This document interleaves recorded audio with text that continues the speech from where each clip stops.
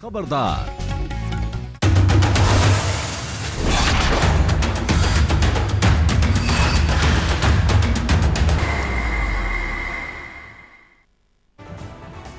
स्वागत है आपका खबरदार में, हमारा वो शो जहां आज हम विस्तार से बात करेंगे कि आखिर केजरीवाल के खिलाफ स्याही कांड का सच क्या है, क्यों आम आदमी पार्टी ने इसे केजरीवाल की हत्या की साजिश करार दिया है।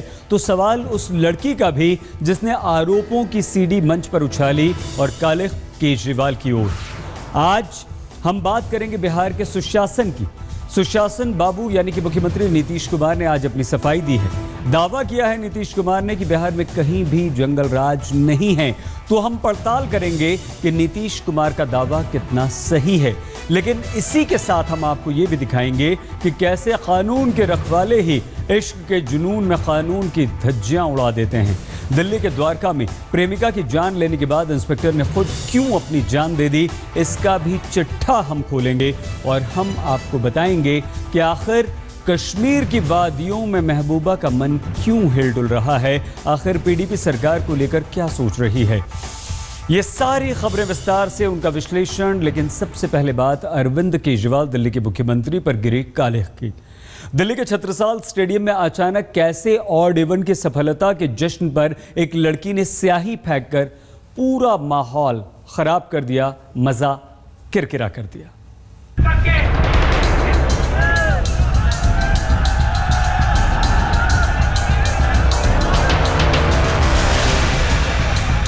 केजरीवाल के चेहरे पर कालिख क्यों? स्याही के पीछे राजनीतिक साजिश। दिल्ली के छत्रसाल स्टेडियम में ऑड इवेंट की सफलता पर केजरीवाल की धन्यवाद सभा थी कि अचानक आप समर्थकों की भीड़ से एक लड़की बाहर निकली और उसने हवा में सीएनजी घोटाले को लेकर जोर जोर से चिल्लाना शुरू किया। अधिकारियों को बधाई।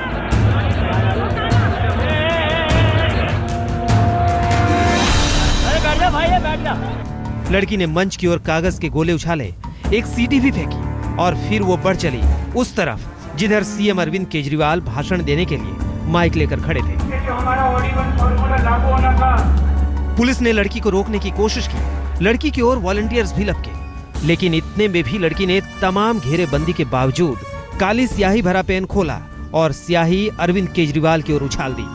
भौचक खड़े केजरीवाल का डायस कालिख की बूंदों से रंग गया तो चेहरे और चश्मे पर भी स्याह बदरंग छींटे पहुंच गए। मुख्यमंत्री केजरीवाल ने मंच से बेहद संयत अंदाज में लड़की को छोड़ देने के लिए आवाज दी तो परिवहन और श्रम मंत्री ने यह कहकर सनसनी फैला दी कि जो लोग ऑड इवन की प्लानिंग नहीं बिगाड़ पाए उन्हीं की साजिश का नतीजा है ये स्याही कांड। उधर लड़की ने कैमरों के सामने अपना परिचय दिया, भावना अरोड़ा नाम बताया, पंजाब में आम आदमी सेना का प्रभारी होने का दावा किया और फिर केजरीवाल के खिलाफ आरोपों की झड़ी लगा दी। सीएनजी का घोटाला हुआ है, मैंने कुछ स्कैन किए, मेरे पास सर्टिफिकेट है। मैडम और है स्कूटी के नंबरों पे, स्कूटी के नंबरों पे इन लोगों ने सीएनजी के सर्टिफिकेट भी रखे हैं। एक ही नंबर पे इस बीच आम आदमी पार्टी ने भी साफ किया कि मामले के पीछे पूरी तरह से राजनीतिक साजिश है। केजरीवाल सरकार की लोकप्रियता जिनकी आंखों में चुभ रही है, उन्होंने ही रंग में भंग डालने की साजिश रची। डिप्टी सीएम मनीष सिसोदिया ने केजरीवाल की हत्या तक की साजिश के आरोप दिल्ली पुलिस पर जड़ दिए। केजरीवाल के खिलाफ स्याही कांड ने दिल्ली में आप सरकार बनाम विपक्ष की लड़ाई के स्याह बनने को जहां बेपर्दा किया है, वहीं सवाल ये भी है कि लड़की का गुस्सा क्या सचमुच सीएनजी घोटाले को लेकर था या फिर केवल और केवल केजरीवाल के खिलाफ माहौल बिगाड़ने के लिए स्याही कांड की साजिश रची गई। पंकज जैन के साथ रोहित मिश्रा, दिल्ली आज तक। तो आम आदमी पार्टी ने स्याही कांड के तार को अरविंद केजरीवाल के हत्याकांड की साजिश तक पहुंचा दिया।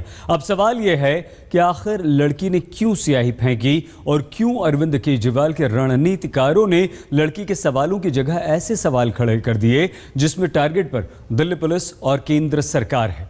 फिलहाल हिरासत में लड़की से पूछताछ के बाद दिल्ली पुलिस ने इस लड़की को गिरफ्तार कर लिया है। केजरीवाल के खिलाफ स्याही कांड।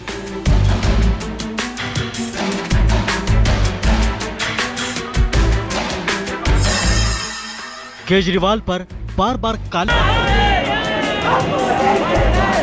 पहली बार नहीं था कि मुख्यमंत्री अरविंद केजरीवाल पर स्याही फेंकी गई। वाराणसी में चुनावी लड़ाई के वक्त भी केजरीवाल पर स्याही फेंकी गई थी, तो दिल्ली में भी उनके ऊपर कई बार वार हुए। तो सवाल उठने लाजमी है कि एक सीएम की सुरक्षा को लेकर क्या सचमुच लापरवाही बरती गई है? दिल्ली पुलिस ने फौरन सफाई पेश की। तो हमने घेरा बना के जो है उसको घेरे के अंदर एक तरह से सुरक्षित भी कर लिया और उसको स्टेज तक पहुंचने नहीं दिया। जो है हमने जैसे उसको कवर किया और उसने अपने उस बैग में से जो है बॉटल निकाली और बॉटल निकाल के एकदम से स्टेज की तरफ उसने फेंकने की कोशिश की। सवाल है कि किस आधार पर स्याही कांड को डिप्टी सीएम ने केजरीवाल की हत्या की साजिश करार दिया, जबकि युवती की ओर से आम आदमी सेना की ओर से दावा किया गया कि उसने मोटरसाइकिल नंबरों पर सीएनजी किट होने के प्रमाण पत्र जारी करने के घोटाले का स्टिंग किया था। इस स्टिंग के सीडी हफ्ते भर पहले केजरीवाल के सीएम दफ्तर पर पहुंचाई थी, लेकिन आपके वॉलंटियर ने उसे धक्के देकर भगा दिया। इसी वजह से युवती ने भरी सभा में अरविंद केजरीवाल के खिलाफ नारेबाजी की और कागजों के साथ सीडी मंच की ओर उछाली। सवाल है, क्या युवती का ये दावा सही है कि उसकी बात पहले मुख्यमंत्री अरविंद केजरीवाल ने नहीं सुनी और उसके पास हंगामे के सिवा कोई रास्ता नहीं था? मैं इन लोगों से पहले मिलने गई थी। मैंने एक बार गोपाल राय जी से भी मैं मिलने गई और मैंने इनको कहा कि सीएनजी घोटाला हो रहा है, मेरे पास स्कैन है। इन्होंने मेरी बात नहीं सुनी और मुझे बाहर निकाल दिया। मैं मुख्यमंत्री से मिलने गई, इन्होंने मुझे बाहर निकाल दिया, कोई नहीं मिला मुझसे। फिर इसलिए मैं आज आई और मैंने अपनी आवाज पूरी पब्लिक में दी। लड़की के दावे अपनी जगह हैं और आम आदमी पार्टी के दावे अपनी जगह, जिसमें अहम सवाल केजरीवाल की सुरक्षा को लेकर भी खड़े हैं कि लड़की पुलिस की घेराबंदी के बावजूद अरविंद केजरीवाल के मंच तक कैसे पहुंच गई? क्या उसे जानबूझकर पुलिस ने केजरीवाल पर स्याही फेंकने का मौका दिया? दिल्ली पुलिस, केंद्र सरकार और केजरीवाल सरकार के बीच टकराव के अहम मुद्दों में अब केजरीवाल की सुरक्षा का बड़ा मुद्दा जुड़ गया है। यानी राजनीति में ये पेच भी है कि जो केजरीवाल कभी आम आदमी की तरह सुरक्षा के सारे झंझट से दूर रहने की रायशुमारी से जुड़े थे, आज उसी पार्टी से आवाज उठ रही है कि केजरीवाल की सुरक्षा में आखिर चूक क्यों बरती जा रही है। पंकज जैन के साथ रोहित मिश्रा, दिल्ली आज तक। और अब खबर दिल्ली में इश्कबाजी से जुड़े डबल मर्डर की। दिल्ली के द्वारका इलाके में सुबह सुबह एक सब इंस्पेक्टर ने पहले अपनी प्रेमिका को गोली मारी और फिर खुद को भी गोली मार ली। प्रेमिका ने मौके पर ही दम तोड़ दिया, जबकि इंस्पेक्टर ने शाम को अस्पताल में दम तोड़ा। क्या है ये पूरी प्रेम कहानी, देखिए हमारी ये रिपोर्ट।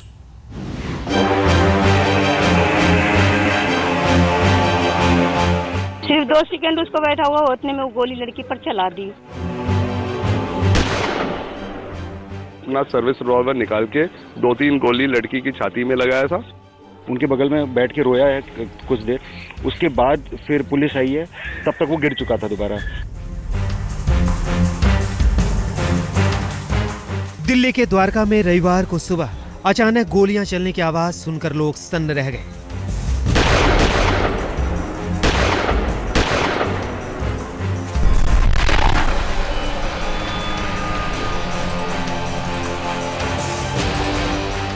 हरे भरे पार्क में लोग बाग जाड़े की गुनगुनी धूप सेक रहे थे कि अचानक पार्क के बीचों बीच बेंच पर वर्दी पहने दिल्ली पुलिस के दारोगा ने पहले अपनी गर्लफ्रेंड को गोलियां मारी।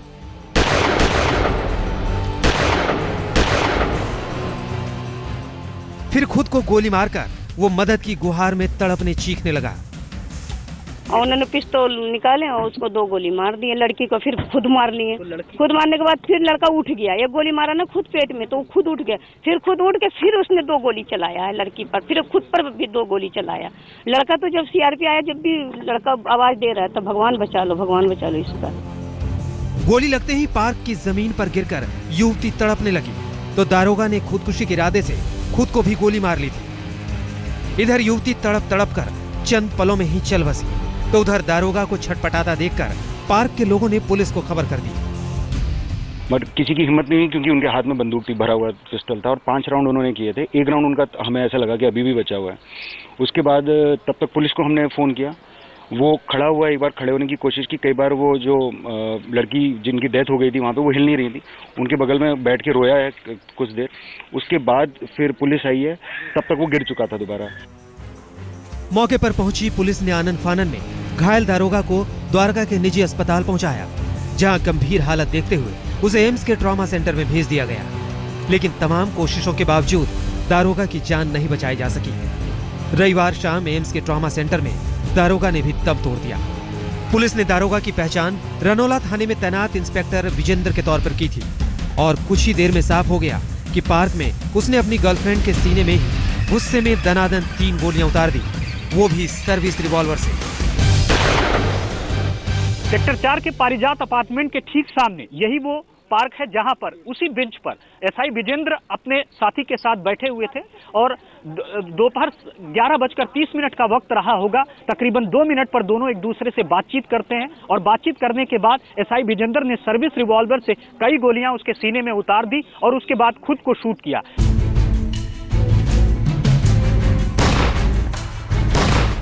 दिन दहाड़े पार्क में गर्लफ्रेंड के मर्डर का आरोपी विजेंद्र शादीशुदा बताया जाता है। रिपोर्ट के मुताबिक पत्नी से विजेंद्र का विवाद चल रहा था और इसी दरमियान उसके रिश्ते उत्तम नगर में रहने वाली एक युवती से हो गए। शादीशुदा जिंदगी में अनैतिक रिश्तों की यही कहानी आखिर में इस अंजाम तक पहुंच गई कि रिश्ते खून से सराबोर हो गए। पुलिस का दामन फिर से दागदार हो गया। पुनीत शर्मा के साथ रामकिंकर सिंह, दिल्ली आज तक। दोनों प्रेमी प्रेमिका के रिश्ते में काफ़ी उलझन आ गई थी। इंस्पेक्टर विजेंद्र शादीशुदा था और इस बीच उसकी मुलाकात लड़की से हुई थी। मुलाकात इश्क में तब्दील हो गई थी। लड़की शादी के लिए जोर देने लगी थी और यहीं से शुरू हो गया था परेशानियों का दौर, जिसका नतीजा मर्डर तक पहुंच गया।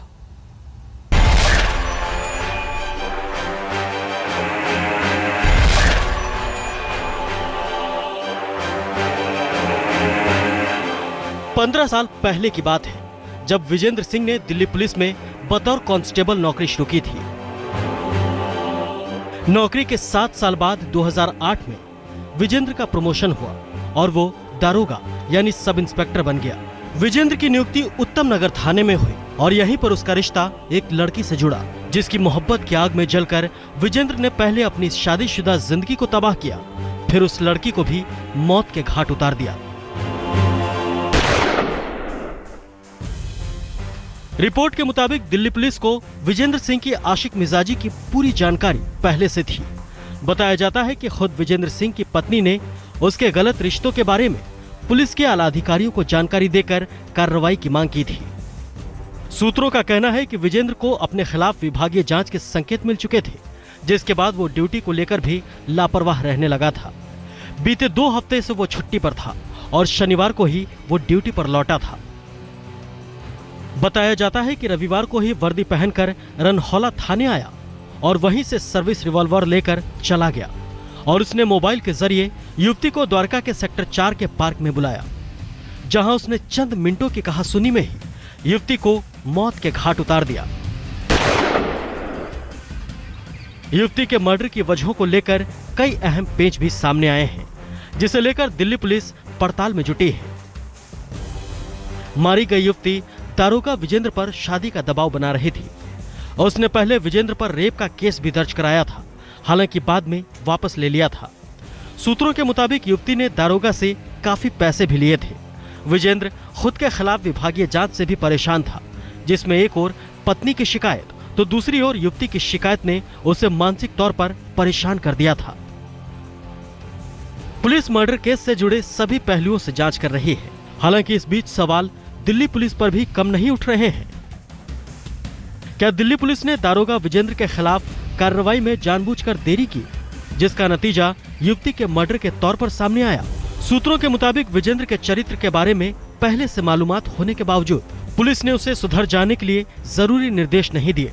दारोगा के खिलाफ शिकायत मिलने के बावजूद सवाल इस बात पर भी है कि सूचना मिलने के आधे घंटे बाद पुलिस मौके पर पहुंची, जिसकी वजह से लड़की को फौरन अस्पताल नहीं पहुंचाया जा सका। खैर दारोगा कांड ने दिल्ली पुलिस के दामन को दागदार तो कर ही दिया है, जिसमें वर्दी की ताकत के जुनून में रक्षक भक्षक बन गए हैं, तो गुनाहों के स्याह गलियारों में भटकाव के दौर ने खाकी वर्दी को कर्तव्य से कहीं दूर कर दिया है। पुनीत शर्मा के साथ रामकिंकर सिंह, दिल्ली, आज तक। प्रेमिका इस पुलिस वाले पर कई तरह के दबाव बना रही थी, जिससे वो परेशान रहने लगा और समझाने के बावजूद भी जब दोनों के बीच मामला नहीं सुलझा तो अंजाम इतना खतरनाक हुआ। और यही होता है जब रिश्तों में दरार आती है तो उसे एक अच्छे मोड़ पर ले जाकर अलग हो जाना ज़्यादा बेहतर होता है। और अब खबर बिहार में नीतीश कुमार के सुशासन की। नीतीश कुमार को यह मंजूर नहीं कि मीडिया उनके सुशासन की समीक्षा करे। नीतीश कुमार का दावा है कि बिहार में वो तस्वीर नहीं है जो दिखाई जा रही है। अब सवाल यह है कि पटना में जौहरी की हत्या की तस्वीर को कैसे गलत बताया जाए। और आज जो जौहरी के परिवार पर गुजरी है, नीतीश जी एक बार जरा इन आंसुओं को भी समझिए कि 24 घंटे में एक घर से 2 लाशें निकल रही हैं, तो राज्य की जिम्मेदारी बनती है या नहीं? क्या कहेंगे आप इस तस्वीर को?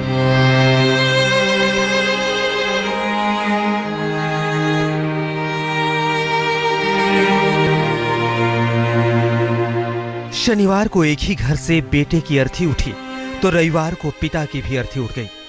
पटना में रंगदारी ना देने पर बेटे की हत्या के गम का बोझ बुजुर्ग पिता पर इस कदर भारी पड़ा कि उन्होंने भी दुनिया को अलविदा कह दिया। मौत के मातम की यही तस्वीरें अब सुशासन पर सवाल उठा रहे हैं। तो खुद सीएम नीतीश कुमार का दावा है कि बिहार की बदरंग तस्वीर जानबूझकर दिखाई जा रही है। लेकिन प्रत्येक आपराधिक घटना के साथ आप जोड़कर इतना एक्सपेंड करेंगे तो थोड़ी कठिनाई होती है और उसी में ज्यादा लोगों को तकलीफ होती है। सीएम ने संगठित अपराध के खात्मे का नारा बुलंद तो किया है, लेकिन सवाल उठने लाजमी है कि रविकांत प्रसाद नाम के सर्राफा व्यापारी को रंगदारों की गोली से क्यों नहीं बचाया जा सका।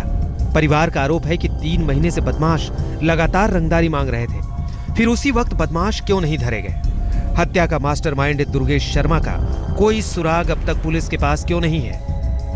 कुछ नहीं, वो सब तो कोई सबका नाम पहला बार सुन रहे हैं। मेन तो दुर्गेश शर्मा है, जो कि वो मोहल्ला का आतंक है। पुलिस को काउंटर करना चाहिए, रखेत के करना चाहिए। परिवार का दर्द सवाल बनकर सुशासन के सामने खड़ा है तो पुलिस कह रही है कि हमें रंगदारी को लेकर कोई खबर नहीं थी। सवाल है कि दरभंगा में कंस्ट्रक्शन में जुटे इंजीनियरों से रंगदारी मांगने की शिकायत के बावजूद पुलिस उनकी सुरक्षा क्यों नहीं कर सकी। सीतामढ़ी में डॉक्टरों के घर पर रंगदारी मांगने वाले बदमाशों ने गोलीबारी की, फिर भी पुलिस सुस्त क्यों बनी रही। वैशाली में टेलीकॉम इंजीनियर अंकित की हत्या के पीछे क्या पुलिस की नाकामी नहीं थी? तो तकरीबन 2 महीने के राज में कोई दिन नहीं है जबकि बिहार में रंगदारी और वसूली गिरोह ने कानून की धज्जियां नहीं उड़ाई। बावजूद इसके मुख्यमंत्री नीतीश कुमार को लग रहा है कि बिहार में हालात बाकी राज्यों से बहुत बेहतर है, तो सवाल तो उठेंगे ही। जहां तक क्राइम का प्रश्न है, क्राइम में भी कोई बढ़ोतरी नहीं है, लेकिन अगर प्रतिदिन जितनी आपराधिक घटनाएं होती हैं सबको समेकित रूप में प्रतिदिन आप उसको सामने लाइएगा, हाईलाइट करिएगा, तो एक साथ देखने के बाद थोड़ी परेशानी होती है। अगर इसी प्रकार से समेकित स्वरूप सभी राज्यों का करिएगा तो आपको सही तस्वीर आ जाएगी।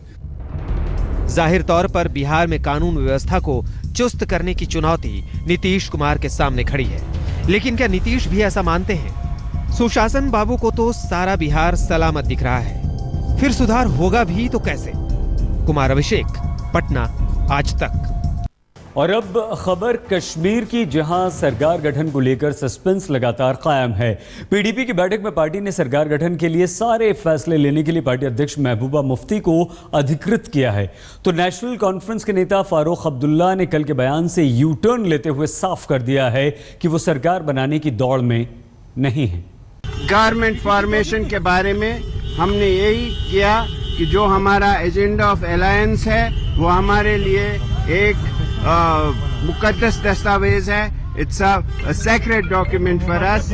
और उसमें मुफ्ती साहब के होते हुए बहुत सारी प्रोग्रेस हो गई है, लेकिन आगे क्या करना है उसके लिए पार्टी ने पार्टी की सदर महबूबा मुफ्ती को ऑथराइज किया है कि वो जो भी इसमें डिसीजन लेना चाहे उसको उनको इख्तियार है। मैंने कभी ये नहीं कहा कि हम बीजेपी के साथ जा रहे हैं, ये क्लियर कीजिए। मैंने कहा कि हुकूमत बनानी चाहिए पीडीपी को और बीजेपी को, क्योंकि इनको मैंडेट है, ये बनाए। खबरदार में आज के लिए बस इतना ही। आप कीजिए बस थोड़ा सा इंतजार, अब से कुछ ही देर में विशेष लेकर हम होते हैं हाजिर। देखते रहिए आज तक।